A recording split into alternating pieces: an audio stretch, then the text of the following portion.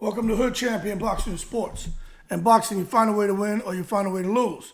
You could find a way to have Hood Champion tell you, hold your horses and let's not take it to the stupid. The promoter versus the boxer. First of all, make sure you like and subscribe. Follow me on Twitter and leave that donation for that fried rice and chicken wings. Bing!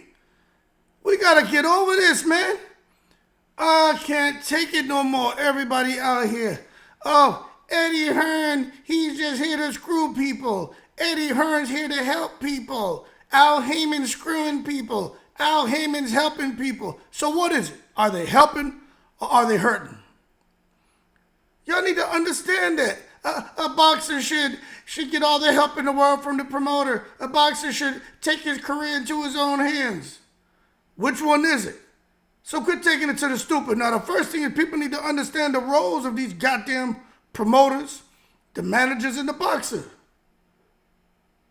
Let me tell you something, man. Eddie Hearn said something the other in an article I read, and he was very blunt and abrasive. And I was like, you know what? If the people who follow boxing, right? If you really go out here and instead of listening to the videos everyone does, go out here and take some time to read, okay? Get out here on some of these websites, read through multiple articles from different websites, read different posts people are putting out, and you'll learn some shit. Eddie Hearn said, when it comes to the business of boxing, and I truly believe, and that's why I call him Eddie, no indicator Hearn, because you don't know that motherfucker going left, he going right, you don't know what direction Eddie Hearn's going. But he said, in the business of boxing, the promoter looks out for his best interest, of their best interest, which is what I do. I look out for what's best for me. That's what Eddie Hearn said. He said, and the fighter should do what's best for them and look out for their best interests. I'm not here to do what's best for the fighter. I'm here to do what's best for me and my business as a promoter. Now, if that just happens to line up with the goals of a boxer, with the ambitions of the boxer, the milestones of the boxer, right? The desires of the boxer. Well, then everybody can kumbaya. But if it doesn't, well, then someone's taking it to the stupid. The reason I'm bringing that up is because you take a look, Ray. You know what? Let's just peel the layers back just a little bit. You look at old goddamn Mike Tyson and Don King, right? There's been all other kind of horror stories. Even Bob Arum, known for jerking fighters, right? But when you go back and you take a look at that, you got the promoter, you got the fighter, okay? Don King will tell you, all right? All these fighters that said, I did them so wrong. Oh, yeah, man, I hurt the brothers. I came out here and as a black man and I broke down another black man, yeah? All I did was make them millionaires. All I did was take them out the ghetto. Oh, I did them so wrong. I took them where they had nothing, not a pot to piss in, and I made them millionaires. Oh, yeah, I did them so wrong. Right there, you want to stop and say, damn, Don King is right. But Don King, you made them millionaires, but you made yourself a gazillionaire. And so you say, okay, so how can a fighter defend against that shit? Because Mike Tyson made, like I said, over 500 million or something crazy. Blew all out of that shit. Then that's what he made, but then Don King pocketed a whole lot. Mike Tyson kicked his ass. So that's a good case of the promoter doing what's best for the promoter. And then a fighter like Mike Tyson, well, you know what? He should have had managers, and he did, but sometimes the managers don't do what they're supposed to. Now let me give you something, right? When it comes to a promoter, right, what are they responsible for? Because when you look at Eddie Hearn and Boots and Brian Norman Jr., that whole thing annoyed me, man. The way that played out. Because I know for a fact, not to beat a dead horse, Eddie Hearn got the money to pay all these fighters $10 million apiece. But of course, he's not supposed to do that. But all I'm saying is when I saw what happened with Boots, Brian Norman Jr., and Eddie Hearn, I stopped. Everybody's out here just having knee-jerk reactions to the fight not getting made. And I said, nah, let me peel this shit back. And let's not take it to the stupid. What happened? What you want to know why Hood Champion is agitated? I'm going to tell you why, man.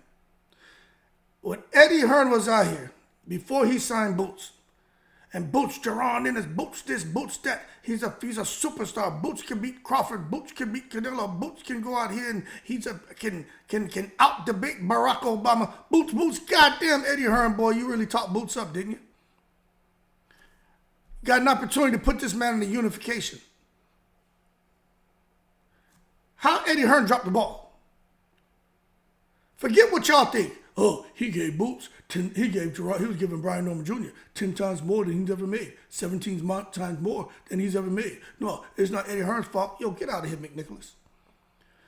Eddie Hearn went on a fishing expedition. That's how he hooked Jerron Boots Ennis, man. Y'all don't come in here defending this goddamn promoter. What about the fighter? Y'all like boxing, right? Y'all watch boxing to watch the goddamn promoters? Or you watch boxing to watch the fighter? He played him just like you. Y'all never got played in your life? How that should make you feel? You come out here telling this man, we're going to become undisputed, then we'll go to 154 and we'll chase these big fights. But first, let's clean out the division. You have an opportunity for him to go and unify. You have an opportunity. That should have been after Van Nessien, the very next fight should have been a unification. All this bullshit over money. So that's the case with the promoter who's responsible for organizing, promoting, and producing a professional boxing match. A simple way of looking at the promoter is that he's the person who bears the risk of earning a profit or incurring a loss in connection with a professional boxing match. People, Eddie Hearn didn't want to put the money up to pay Norman Jr. what Norman Jr. and those guys wanted. He could have. Eddie Hearn could have. $2 million ain't shit. I understand the budgets. I understand Eddie Hearn has profit margins. He has goals. He wants to make sure he makes a certain amount. He wants to give his fighter a certain amount. But at the end of the day, Eddie Hearn wants to make a certain amount. You understand? And I think the 1.7 was kind of the sweet spot. But the bottom line, man, a simple way of looking at it, the promoter is the person who bears the risk, which we know, and no promoter wants to lose money, of earning a profit or incurring a loss. Eddie Hearn wants to earn a profit in connection with a professional boxing match. So you say, damn, you're right, Hood. Eddie Hearn could have made that fight. Now you got Boots about to mess around with Chikadzian. Let's be real here. Is there more of a risk with Jerron Boots Ennis facing Chikadzian in a rematch after he beat him already, quite easily, or more of a risk of him beating Brian Norman Jr.? There's more of a risk of him losing to Jr., not to Chikadzian. So when you talk about a promoter bearing the risk of earning a profit or losing money, can you now understand why Eddie Hearn is out here playing everybody and have y'all thinking that he really tried to make the fight? And now, in all actuality, he knew that he, deep down, I don't think he really wanted to make it unless he could really get those guys at next to nothing. Now, don't get me wrong. Part of me, I do feel like, it is funny. I think Eddie Hearn's wrong, but I also think the Normans are wrong. I think they should have took the money. It's an opportunity, man, that just doesn't come around. And this is the politics. It's the gamesmanship on both sides. Eddie Hearn knows, fool, if y'all smart, y'all take this opportunity. And you should want it because it may not come around again. As a result, I'm going to lowball you. And those guys are smart enough to say, okay, we get it. We know you're going to lowball us, but we know what we bring to the table. You guys want that title. So fuck that. We're going to try to get as much money as we can. And then what happened? A guy like Eddie Hearn, like, I really want Chikadzian anyway, but all I can say, hey, I tried to get him. They ducked you. They put duck sauce on the fried rice. When in all actuality, both of them took it to the goddamn stupid. So then you got the manager, right? Where's the manager in all this? Because it's the promoter, the boxer. What about the manager? Why you think you don't hear many things about Al Heyman? Because he has his guys set up. He's an advisor, right? That man promoting and managing. But he's smart. He came up with the term of an advisor, which helps him kind of skirt being a promoter and a manager. He's a brilliant man. So all of his fighters, man, those guys have their own promotional companies. So they're out here getting a piece of everything. That's why they're all happy. Because Al Heyman is no kidding out here looking out for the best interests of the boxers. He's going to get paid too, but he's giving them a lot more than what other promoters are giving them. That's why no one complains about him. I hear, oh, in the contract, they say they have to thank Al Heyman. Okay.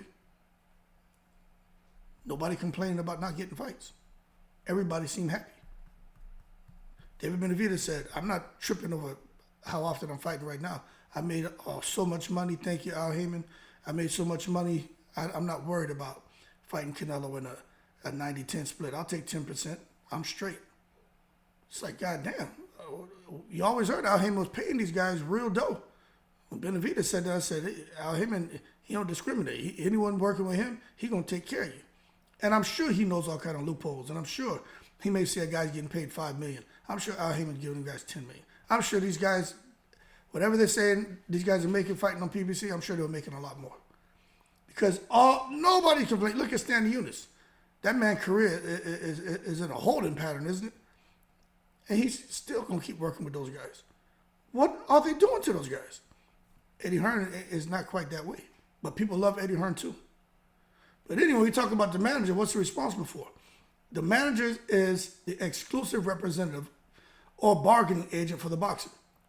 It's the manager's responsibility to negotiate with the promoter on behalf of the boxer and obtain the highest compensation, which is known as a purse, for the fighter.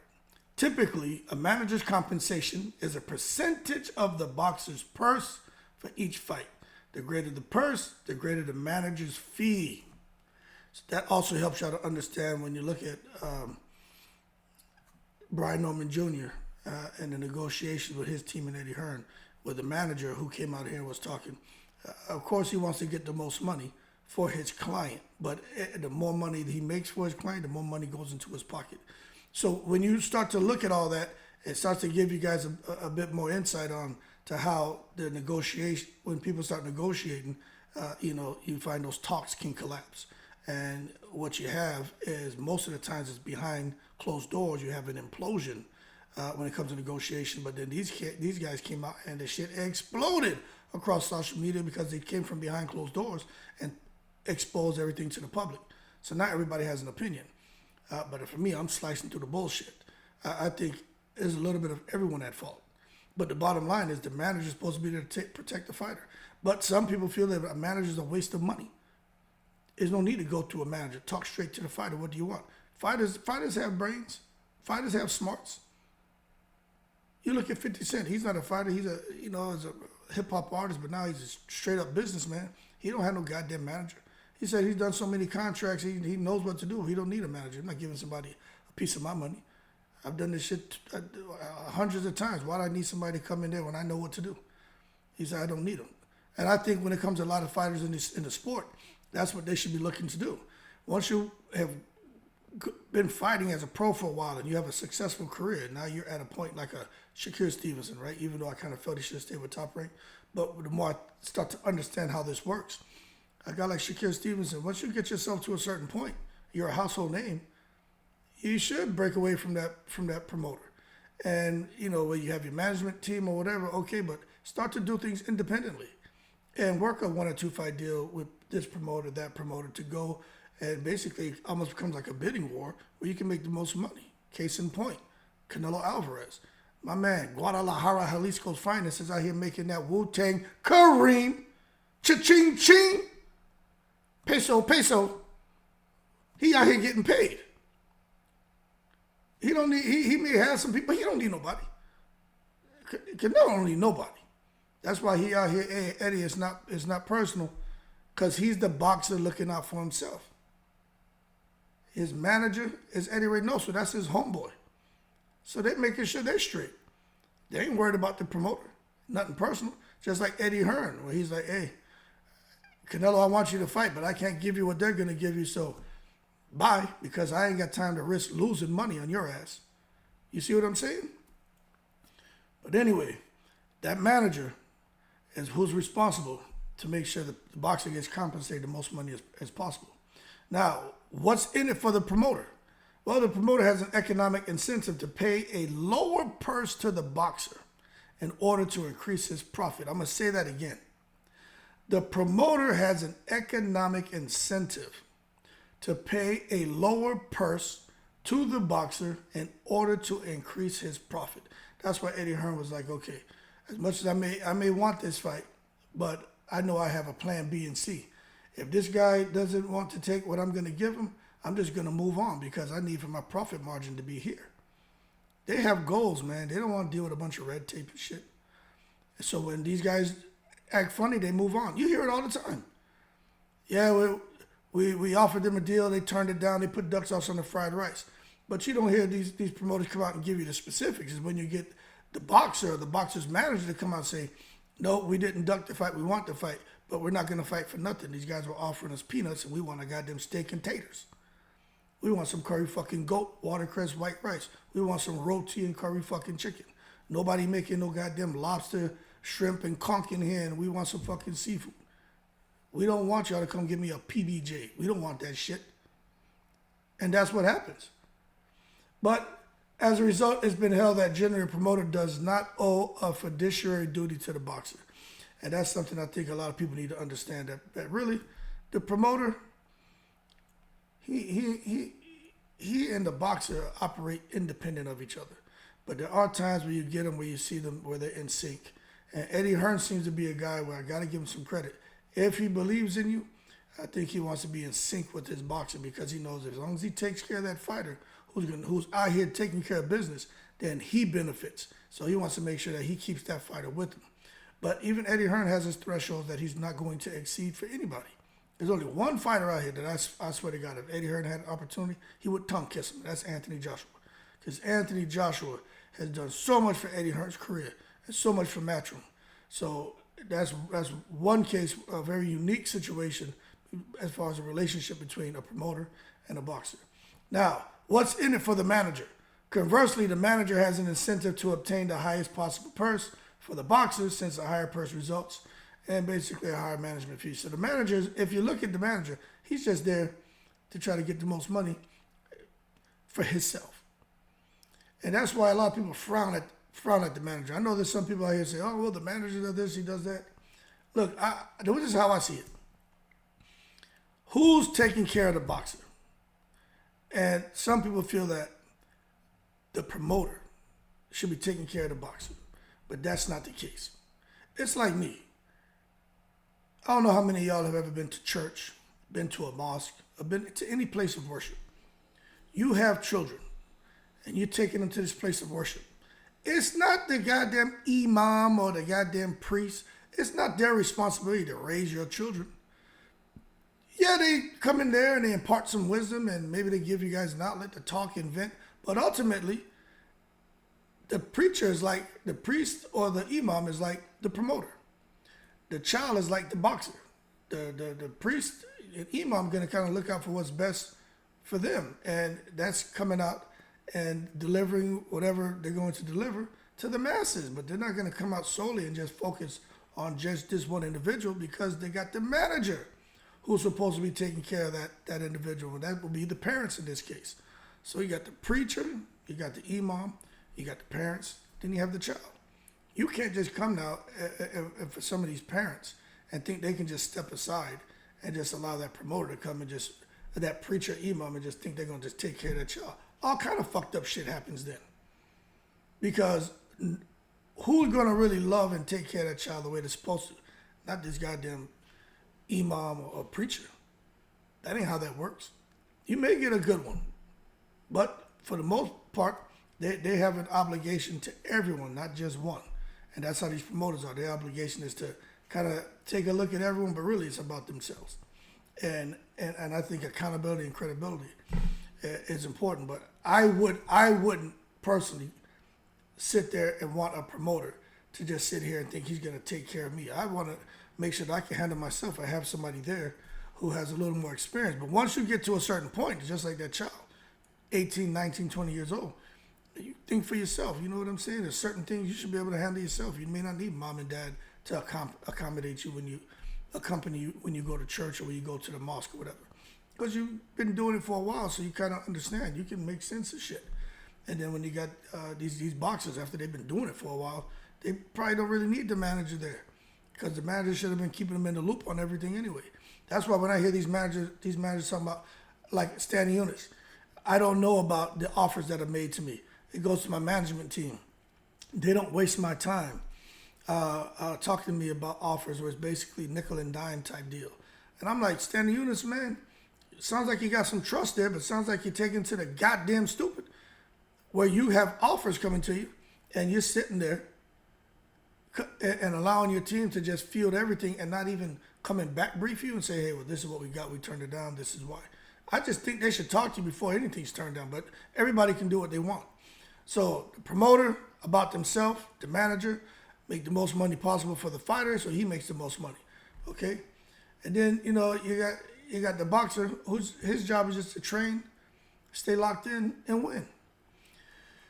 Anyway, it's crazy. But conversely, man, when you talk about the manager, he has an incentive to obtain the highest purse. I just think, depending on the manager, they can hurt your opportunities to land big fights. I think with Brian Norman Jr., kind of happened a little bit. Luis Ortiz, it happened with the AJ fight. And sometimes you just, if you, especially if y'all are making good money already, go for the opportunity, not the money. Because some of these opportunities will never come around. Ever again. Look at Deontay Wilder. Did he make a lot of money in boxing? Yeah, he did all right. He did good. But that shit with Anthony Joshua is something that will never happen. That's dumb. I don't blame Wilder. I blame the guys at DAZN because they came out and said they dropped the ball. But I just think the pride and shit got in the way of Wilder and AJ. And Eddie Hearn, of course, now that we really understand promoters, managers, Finkel's out there as his manager trying to make sure that Deontay doesn't get screwed and wants to make sure he gets compensated the way he deserved to be. But that whole thing was just a shit sandwich, you know what I mean? But that's a good example of when you understand the roles of everyone, where you could say there's a promoter trying to basically come in and take advantage of a fighter in Wilder, and his manager steps in and is like, nope, you guys aren't going to do that. And for those people who still feel it's Wilder's fault, it's AJ's fault, let me tell you, that's a systemic breakdown. And as a result, we'll never get to see a fight that was in such a high demand at one point in time. I think that was probably the most demanded fight in boxing for probably a 3 to 4 year period. But now, nobody gives a shit. Now, the role between promoters and managers, man. The Ali Act, everybody should know what the Ali Act is. Not everybody does. But it recognizes the conflicting roles of promoters and managers. Specifically, the Ali Act creates a statutory firewall between promoters and managers. Under the Ali Act, a manager is prohibited from having a financial interest in the promotion of a boxer, and 2, being employed or receiving compensation or other benefits from a promoter. Now, we know Al Heyman is an advisor, so he benefits from having a financial interest in the promotion of a boxer and being employed or receiving compensation or other benefits from a promoter because he has the title of a promoter, of an advisor, so he skirts the system. Similarly, the Ali Act prohibits a promoter from having a financial interest in the management of a boxer, which Al Heyman does. However, these federal statutory firewall provisions only apply to boxers participating in fights of 10 rounds or more. The main source of a fighter's income usually comes from his guaranteed purse. Everything else usually belongs to the promoter and the distributor. HBO, Showtime, whatever network, ESPN. The zone. That's why you're talking about the distributor. The promoter and the distributor gets almost all the other revenue, unless it's worked out in the contract for the fighter to get some. I'm going to read that again. The main source of a fighter's income usually comes from his guaranteed purse. That's why these fighters clamor and they fight tooth and nail for their guarantees. Everything else usually belongs to the promoter and the distributor. That's why it's important, like Al Heyman, make sure all his guys have their own promotional companies. That way, everything else, they get a piece of. That's why they love Al Heyman. Most promoters usually though, give their fighters a percentage of the revenues, although in some cases they're not obligated to do so. Revenues include live gate, delayed broadcast, closed circuit, international sales, sponsorship, domestic television. All these revenues usually are shared by 2 parties, the promoter and the distributor. The fighter can usually get a small cut of the revenue, but majority of the money is split by 2 parties. When you understand all of this, now you can understand better. The promoter, their roles. The managers, their roles. The boxers, their roles. And you know what I concluded after really understanding this breakdown? Is that the goddamn fighter got to get smart. And when you hear some of these boxers come out here talking about, especially retired fighters, these guys need to know their business, need to understand what's in their contracts, they need to understand how everything works. That's because they want to make sure that they don't get screwed by the promoter and lose out on all these other revenues. Because really, it's all about the promoter. It's all about the promoter and the distributor. The manager, nobody cares about no managers. The managers, everybody shits on managers. They're not needed. They're just robbing boxers. And let me tell you, the boxer, the promoter, and the distributor. The manager, to me, can be excluded. I'm serious. You can alleviate the manager from the whole goddamn equation. But that goddamn boxer, that promoter. Promoter's paying, the boxer's doing the fighting. And the distributor's the one who's going to sit here and make sure that the fight gets to be aired. And all three of those guys work in sync. And if they can come to some kind of amicable resolution as far as how fight money's going to be split up, distributed, I think they'll be in a better space. But the bottom line, man, we got to understand this promoter versus the boxer. And now that you understand that, you can totally understand why Jerome Boots Ennis is going the direction of goddamn fighting Chikadze again, because Eddie Hearn doesn't want to take on a bunch of risk. It's simple, and that's why you can understand Bob Arum putting guarantees in the contract for Bud, rolling the dice on Bud growing to be something that he didn't grow as far as his marketability, and Bob Arum being so pissed off because now he's a promoter who's losing money, and he didn't like that. Which I still wonder if he really lost the money he was saying, or he just had a projection, say, to make a profit of like $5-6 million on each Crawford fight, and he was only making $1 million profit, but he had a projection of 5 or 6, so he's really seeing it as what should have been a projected profit ended up being a loss. But technically, he really made some money. But that's me and my goddamn contracting background coming together and managing, annual and fiscal year budgets, where I understand the wording, so I could look right through that bullshit and be like, this motherfucker here is misleading you. They made money, but it's not what they projected. So they're going to sit there and brief that as a loss, when in actuality, it wasn't. That being said, y'all keep cool. Shout out to the veterans, all 7 continents. Damn near 30-minute video, but once we start talking about some good stuff, man, you know what I mean? It just flows. Y'all have a good day. I'm in the breeze.